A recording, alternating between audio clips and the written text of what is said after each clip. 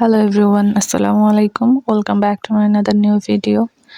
সেদিন আমার ছেলেটার আকিকা ছিল, তারই ছোটোখাটো একটা প্রোগ্রাম করা হয়েছে। মানে আকিকা দিয়ে সবাইকে একটু দাওয়াত করে খাওয়ানো হয়েছে, কিন্তু যেহেতু আমি বেবি নিয়ে ব্যস্ত, সেই জন্য খুব ভালো করে ভিডিও নিতে পারিনি। তো এদিকে আমি আমার রুমের বারান্দা থেকে একটু একটু করে দেখছিলাম, আর ভাবলাম যে একটু ভিডিও করে নেই, স্মৃতি হিসেবে থেকে যাক। তো এদিকে ছোট করে একটা প্যান্ডেল করা হয়েছে, বসবে এর ভিতরে, আর রান্না বান্নাও শুরু হয়ে গেছে। আত্মীয় স্বজন এই পর্যায়ে চলে এসেছিল।